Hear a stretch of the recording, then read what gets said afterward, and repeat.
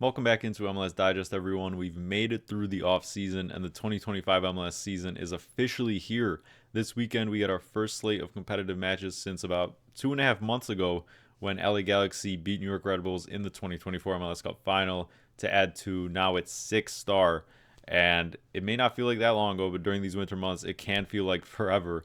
So it's a joy to be back with you all for what is now MLS's 30th season, and it's set to be the most hyped up in league history. And we've probably said that about the last five or so seasons, each and every year leading up to those seasons. But this one feels a little bit different. It feels like the culmination of at least the past handful of years worth, if not a decade's worth, of a lot of positive changes to this league that now leads to here and now, which is the matter of the fact that a lot of teams have a lot of star power more than ever before, especially the top clubs that we all know, and a lot of spending power that these clubs have also amassed, which has led to, if not club record transfer fees, whether that be inbound or outbound, league record transfer fees. So the quality, at least from an attacking standpoint in this league, is certainly improving year by year. And this offseason broke a lot of records in that regard.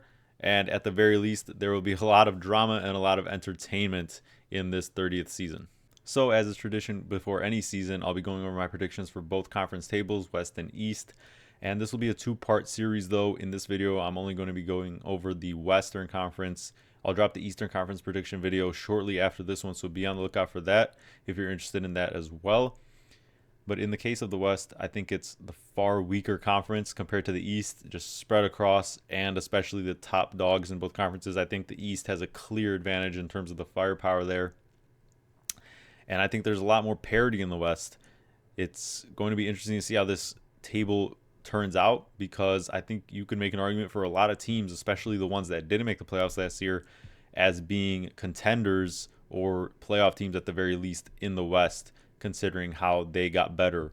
Teams like Austin, San Jose, Dallas, for example, they all picked up key attacking signings at the very least and can definitely make a push for some of those lower playoff positions at the very least. So it's going to be interesting to dive into this one. I'm excited to do it. Before we do, guys, please make sure to like the video down below and subscribe to the channel if you haven't already. We've grown a lot over the off season, and I've appreciated all your support.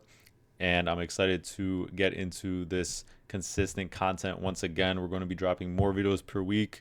That is the goal, and I'm hoping that you guys will come along for the ride. So we're starting from the bottom and working our way up with the Western Conference table, starting with my bottom five in the West for 2025. And at dead last, I have Sporting Kansas City. Not my wooden spoon winner, though, but nonetheless, still dead last in the West.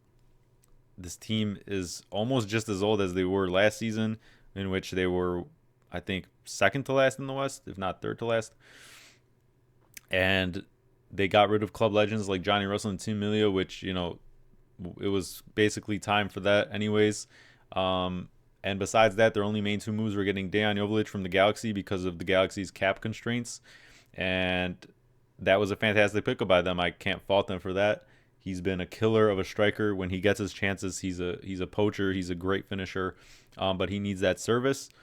And then they also got Manu Garcia, a 10, a cam, who was a kind of Manchester City youth product, but recently, has gotten loaned out after that. And then the most recent years played in the Greek league with not the best, stats. He's not really too much of a proven talent. He's 27 in his prime age, but not really a star name that has really dominated any other leagues that he's now coming to MLS from. So outside of that, the defensive midfield still have the same names there. The center back depth is terrible. A lot of the same aging names that are just really bang average MLS players littered across the rest of the squad. And especially under Peter Vermees, who I, have been adamant on the fact that he should not be in this job anymore. He's had the longest leash of anyone, and they had a terrible season last year. They had a terrible half of the season before that, before they eventually turned it around and then upset St. Louis City in the first round. But I think this is just they're just trying to avoid the inevitable by not firing him. And I just don't think these two players that they got that I mentioned move the needle so much. The rest of the squad is really not going to provide them with that type of service to be a consistent threat in this table. Even if they're not dead last, I just don't see them having any shot at the playoffs. In 14th, I have the Houston Dynamo, who were a playoff team last year, got bounced out in the first round though, and I see them regressing hard. They got rid of so much of their midfield. Carrasquilla and Hector Herrera, two staples in that midfield, despite some of their late season kind of drama with the Reds and the antics, but was also just a team that really disappointed when you really had expectations for them. And then on the flip side, when you thought they would struggle in some periods, are a team that can still earn points because of their kind of defensive solidity. But really, I don't see this changing much from last year. I think they're going to be a team again under Ben Olsen that keeps a lot of possession, but it's really pointless possession with not a lot of penetration. And the wing play now with Anali still injured, you still have Aliyu, you have Ponce leading the line, which I am a believer in Ponce as that number 9, but there's really no threats outside of that. No wing play at all. Any dynamic players out on the wing there. They did get Jack McGlynn from the Union, which was a fantastic replacement in that midfield, and then also now in the past couple of days, Nico Lodero to kind of supplement Bassi. The midfield is fine enough to keep things like solid and keep possession if that's what they want to do, if that's what they want to continue doing. But I mean, in terms of expecting this team to score so much or get consistent service to Ponce, it would just be ridiculous to think it's going to be any different based on the lack of attackers they have around Ponce. Like, it's going to be a lot of wingback play on the break, if anything, if they ever do get out on the break. But I think they're going to have some more boring play that will maybe get them, some draws here, some points there, but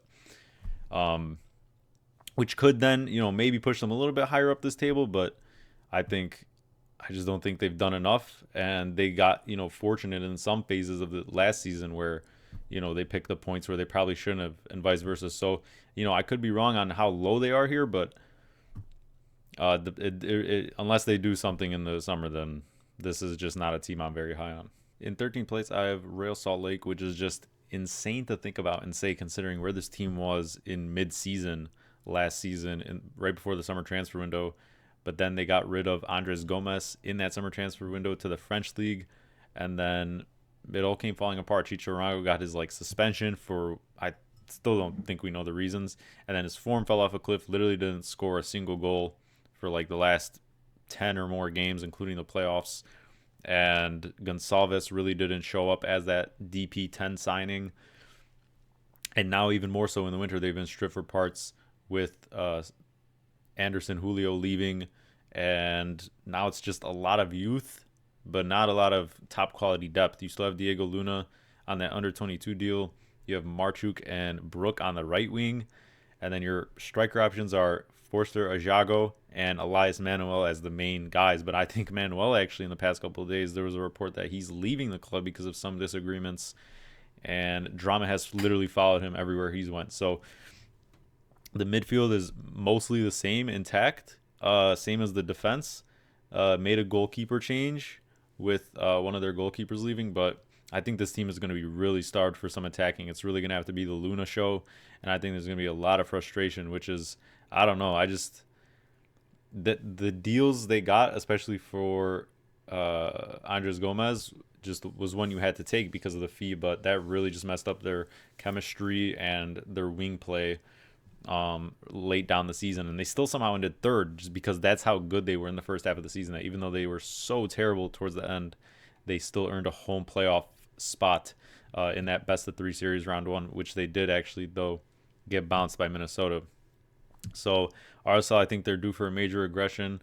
I do like their manager, but I think this is just too little of scraps to work with. A lot of youth on this team, but I think the spine of the team is still there, and that could maybe, at least in the back, I mean, that could help them maybe get a couple spots higher. But considering the other attacks in this league, man, this RSL team is a complete ghost, of what it once was halfway through last season. In 12th place, I have the Portland Timbers, and it just comes down to the fact that Evander left. He's in Cincy now.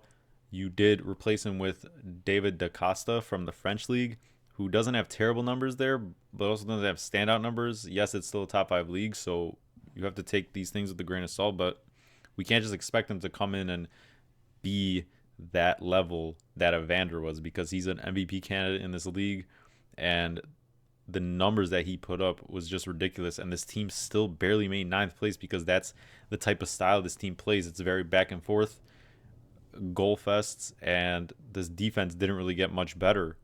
Meanwhile, Evander left. You still have Jonathan Rodriguez, Felipe Mora. Now you added also Kevin Kelsey as a backup striker. You have Anthony and Moreno still, which is still a solid core of attackers.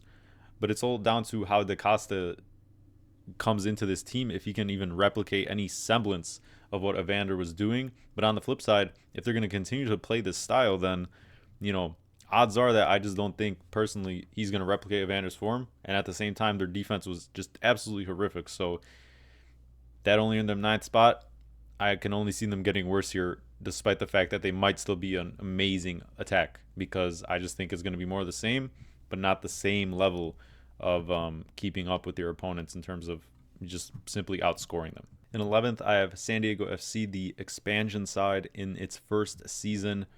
I made a in-depth video about this side earlier on in the off-season, talking about the entire roster construction. So make sure to check that out if you're more interested in learning about this team and the types of players on it. But in that video, I said I could see them getting into maybe like a fringe playoff spot, one of those maybe wildcard spots. But I'm going to lean towards maybe a more pessimistic view, because we've seen some expansion sides absolutely dominate. Think of St. Louis, think of Atlanta early on in their first or second seasons. But here, I'm just going to lean more towards the side where maybe I just don't think they have too much depth to survive and really make a push in their first season. They're also playing at Snapdragon Stadium, which is also used to be or is for the San Diego Wave, but also is for the San Diego college football team. So it's not the best playing conditions, which they could have a home field advantage on in a sense, because they'll be used to it more, such as like NYCFC is on their freaking baseball field. But regardless, I think it's a solid roster. It's a team that clearly knows what it is in terms of its formation, this 4-3-3. But I just don't see Mikey Varas in his first year, who really hasn't had much coaching experience, leading this team over the line right away. And yeah, there's some key spots where there just isn't enough depth. I like the pickups of Luca De La Torre on that loan. You have Anibal Godoy. You have some solid veteran presence, but also it's just anyone's guess if this team is going to mesh right away. When you have to take it week by week, game by game. And there's some other sides in the West that I think, are going to take up those higher spots that also reloaded over the offseason and are looking to jump from positions where they weren't in the playoffs. So I don't think it's going to be like an insanely terrible first season for San Diego. I've seen a lot of people kind of predict dead last, and I've seen other people predict like 7th. So I think it's pretty split in terms of where people think they're going to finish, but I'm somewhere between that. I wouldn't be surprised if they snuck into one of those wildcard spots, but I'm going to be a little bit more cautious and say it's not all going to come together yet for this side. They will have good moments because their attack looks pretty decent, but they're definitely going to have some rough stretches of the season just because they don't have that chemistry just yet. Moving on to the fringe playoff section of the West, including 10th, which is just going to miss out on that wild card, and then the 2 wild card spots and the bottom 2 just direct playoff spots. In 10th, I have the Vancouver Whitecaps, who I believe were 7th last season, were honestly eyeing for that top 4 spot for most of the season, but then just also fell off a cliff and really just did not realize their potential, in my opinion, and then had to face LAFC in the first round of the playoffs again, which they just could not seem to beat for the life of them ever, even though they did one game in that series. That's partially what got Vanni Sartini fired. And this is mostly the same team as last year. You have Stuart Armstrong also departing. I mean, they did look better with him, but he also was kind of in and out of that lineup for whatever fitness reasons as he came later on in the season. You have guys like Brian White, Ryan Gauld. They got Daniel Rios as a supplement striker who had a fine time in Atlanta. And then you have more of the same core. I mean, they don't have too much they can do with this roster based on their constraints and who they have as their DPs.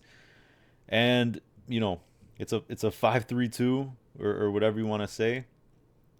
And they know their system, but it also is a new coach who maybe is used to playing this system and is going to continue to play the system, so it won't be too much of an adjustment. But I think the floor is high, but the ceiling is super, super low, in my opinion. And a lot of teams in the West got better with just far more consistent, penetration in terms of how good their attack is. That I just don't see them, being a shoo-in for the playoffs. So maybe they can make a wild card because, anything can happen when it comes down to the end of the season, and it's only a couple points here and there that separate this section of teams. But for me, I think the Whitecaps, period and window in a sense of being like a upper echelon contender past last season, and they didn't seize that opportunity. So now they have this coaching change, and I just don't see it boiling over well. Moving on to the 2 wildcard spots, first starting with Dallas in that 9th spot. And they made obviously one of the biggest acquisitions of the entire offseason, getting Lucho Acosta, the former MVP from Cincinnati, since he was trying to force his way out and wanting to go back to South America. Didn't end up happening. So he goes here. So it's fantastic business by Cincy. Now he's essentially Dallas's problem because you never know. He might try and force his way out in the summer window again.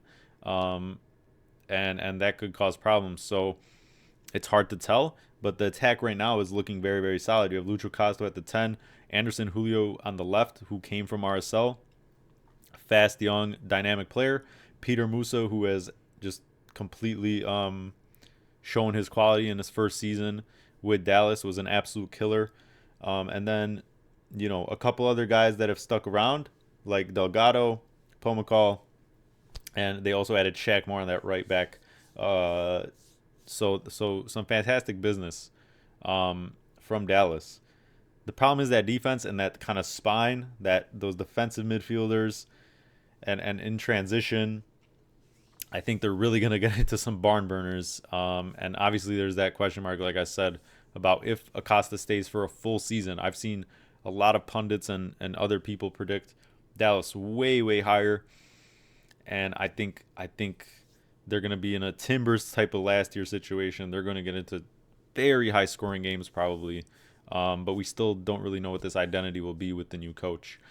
So I think they have enough in that attack for sure to earn themselves a wild card spot, but I just don't think they're going to be this, lockdown team on the other end of things that can really earn you a high seed. So it really comes down to how long Acosta stays, if he causes any drama, and how much health they have, because, from a defensive side of things, it doesn't look as good for Dallas. In 8th, I have the Earthquakes, who were obviously last year's wooden spoon, but now you have Bruce Arena at the helm, which, the winningest coach in this league.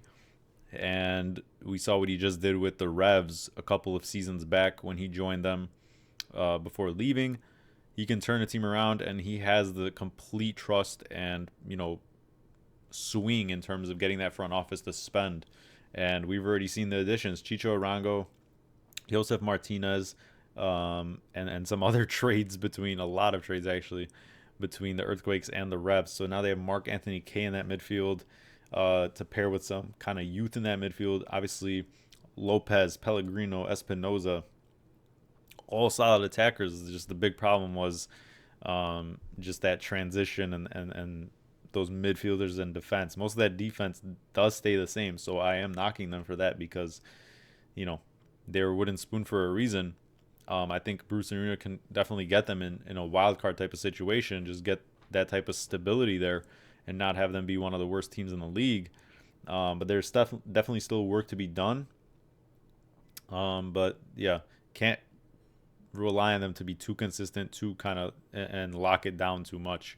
I think they're also going to get into a lot of, high scoring affairs because that attack looks completely primed to have a great season, but not a team you can really trust to, scrap out points. They're really going to be going to outscore some teams, but we'll see what type of job Bruce Arena can do, what type of summer transfer window they have. Obviously, all of that is still unknown, but I think this attack it would be a failure to not at least make the wild card. In the first real playoff spot, in seventh, I have Minnesota United, which actually almost pains me to put them this low because I can really see them being up to like fourth in the West and having a real standout season. They were one of the great stories of last season under Ramsey, and now he's coming into his second year. They have a clear system with those wingbacks. They've retained so many of the same players, and they did all their business in the summer window to be prepared for now this season with Yeboah, Pereira, and you have some great talent as well in that kind of attacking midfield with Lud still there, Hlongwane. I mean, the only issue with this roster right now is Dotson on his way out, but that roster is really solidified. It's most of the same returning players, and their DP signings hit. I mean, they hit the ground running last season, got them over the line into those lower playoff spots, and then they made their way to the second round of the playoffs, upsetting RSL. So honestly, it's hard to put them this low.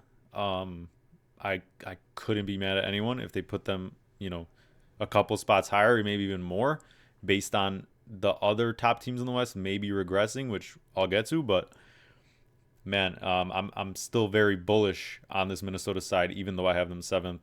They can really continue that success they carried over from last season.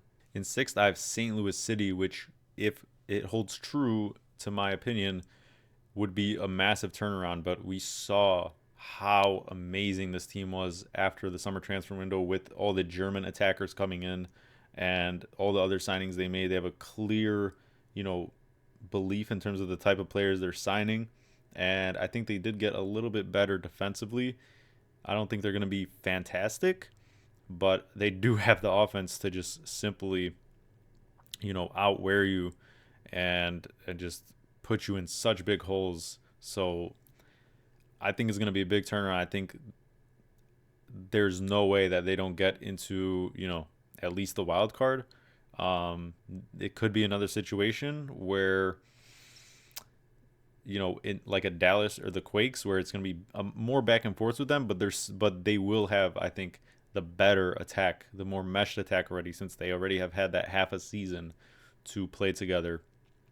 And although it is a new coach, it's kind of fits their model right now, and I'm really bullish as well on St. Louis to really turn it around, get back to kind of how they were kind of playing and free flowing in a sense in that inaugural season. So, if anyone thinks they'll do a little bit worse, I wouldn't, be against that.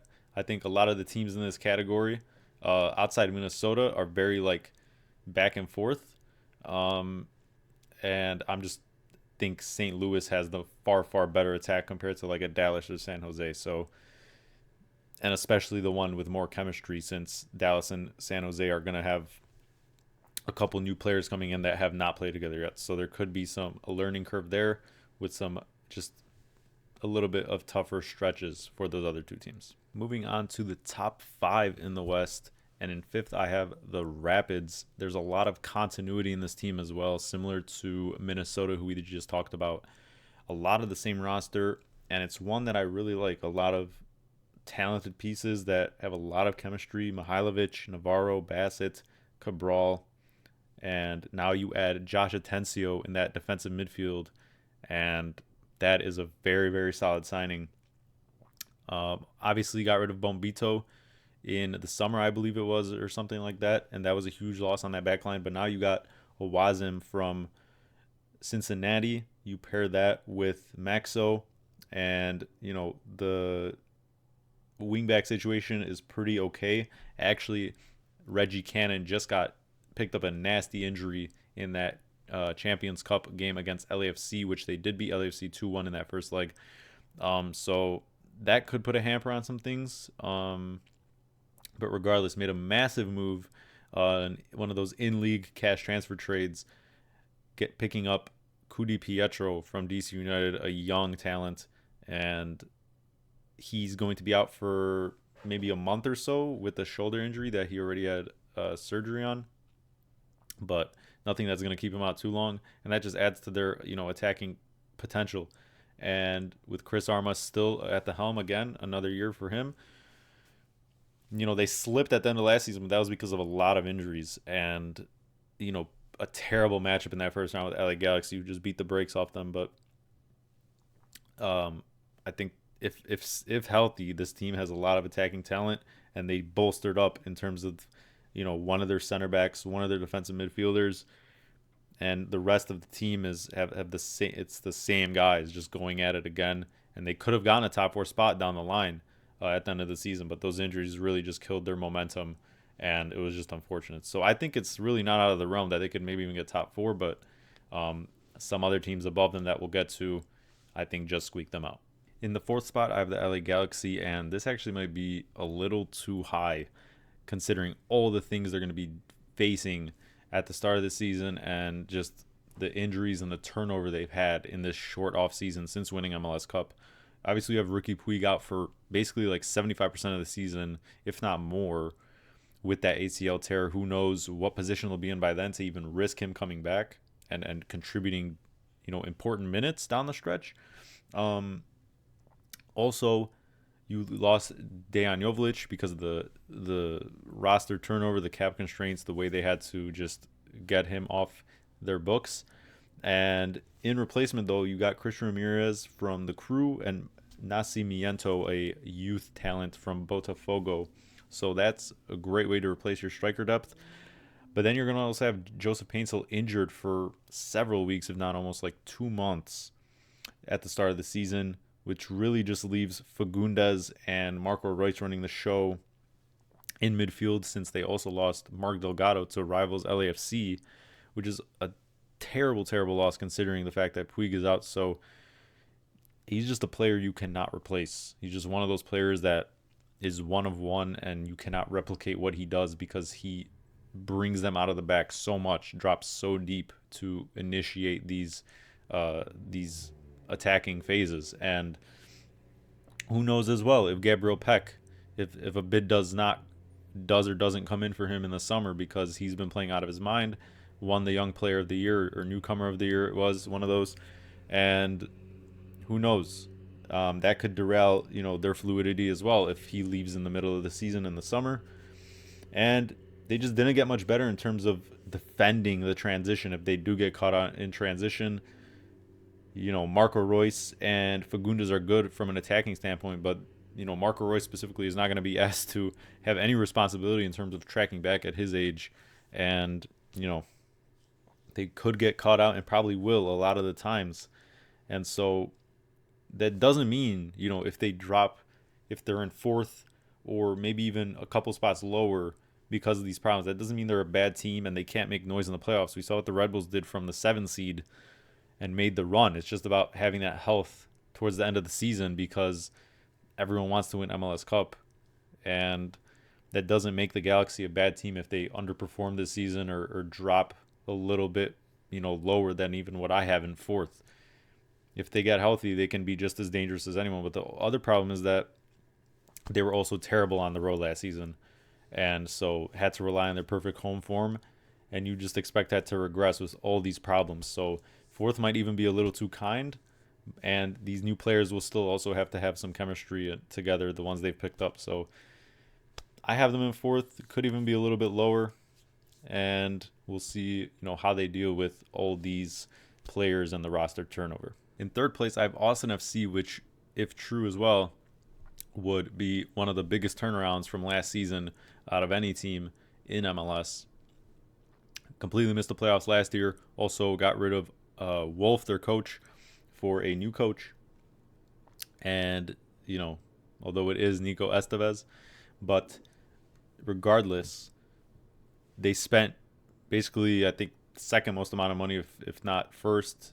I don't remember the complete figures, but basically top 3 in spending at minimum outside of Atlanta and Cincy, with now Brandon Vasquez and Mirto Uzuni joining, that front 3 being rounded off by Bukhari, got rid of Driussi, but picked up some solid midfield options. Ilie Sanchez, even though he's aging, still a pretty solid option in that defensive midfield. You still have Pereira. You picked up Duber Sarski on the under 22. Sabovic as well. And a backline that's relatively stayed the same and is solid enough considering the style they'll probably play. And some other depth on that backline that came in the summer and has had some time to adjust. So also, not even to mention Brad Stuver, one of the goalkeeper of the year candidates, or if not, from what I remember, one of the best keepers in the league anyways. So honestly, despite the fact it's a new coach, I mean, the roster is built to win now, or at least, win and be in a high standing in the West at the moment. And it would just be completely shocking for this team not to be at least like sixth. I think that's their kind of floor based on this attack. Probably might have a couple of,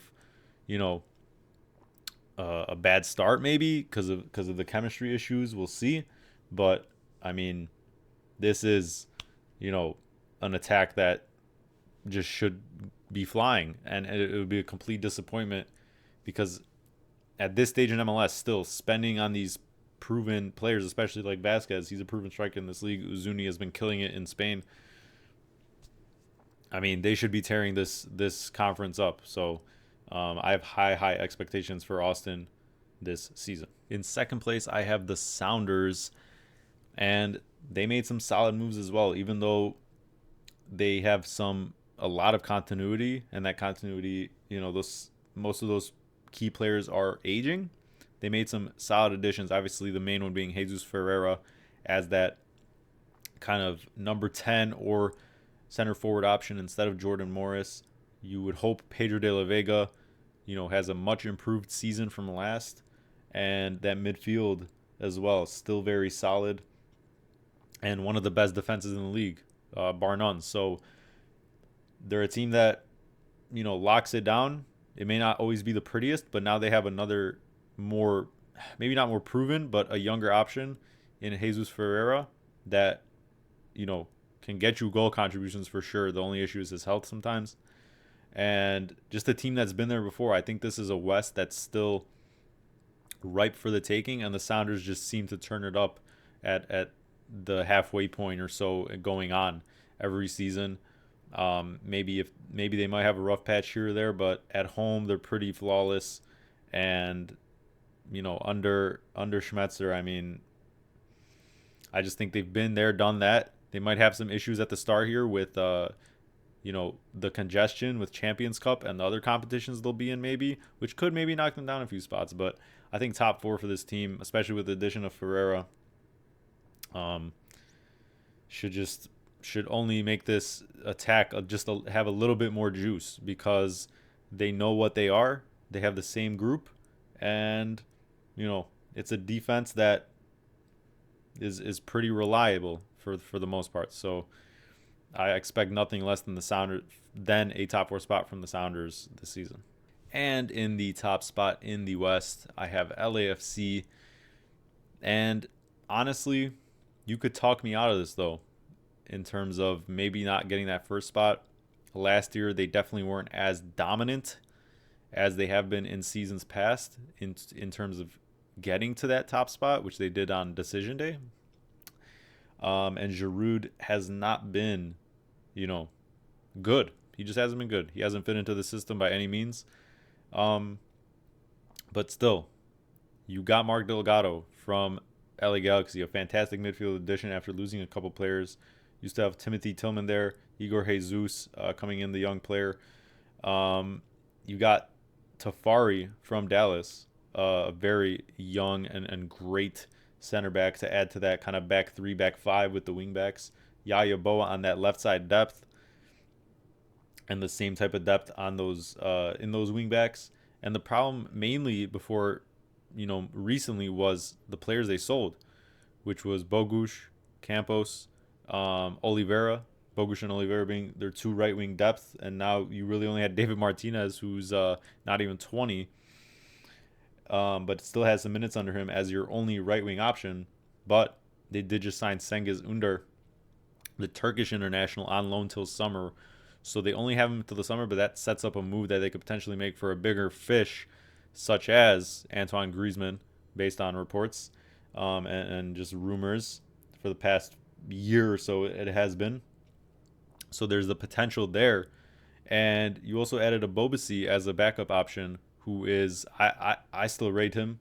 He's had a bad last season and a half with San Jose before coming to LAFC, but I think in this team, in this setup, he will get chances, and I believe in his finishing ability, and he can definitely fit into the system more than Giroud can.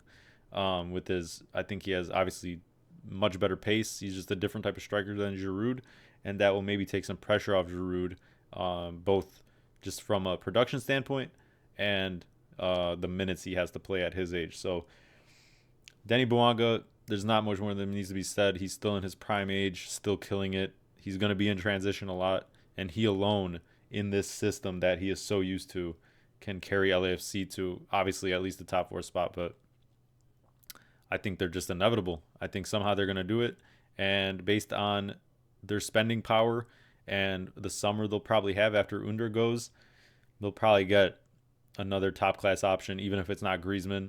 And that's just what's going to get them there. They have the money, they spend. They're a model MLS club, and I think that'll just push them over the line above some of these other teams that are contending for the top spot in the West. So those are my predictions for the Western Conference table, guys. Let me know what you agree and disagree with in the comments below. I think there's a lot of room for discussion and disagreement over this table. I think it's going to be pretty unpredictable for the most part. Like I said, I think there's much more parity in the West, and you have a lot of teams that ended high last season on the table who, like both LA squads, that have dealt with some roster turnover and could slip up a little, and other teams that missed the playoffs that are looking to get right back into it and reloaded in terms of the attacks on their roster. So once again, let me know what you guys think in the comments, and be sure to be on the lookout for the Eastern Conference table video and predictions. That'll be out soon. By the time you see this, it'll probably be out anyways. I'm going to be dropping it very, very shortly here after this one does. And make sure to like the video down below and subscribe to the channel if you haven't already. I always appreciate your support, and I'll see you guys in the next video.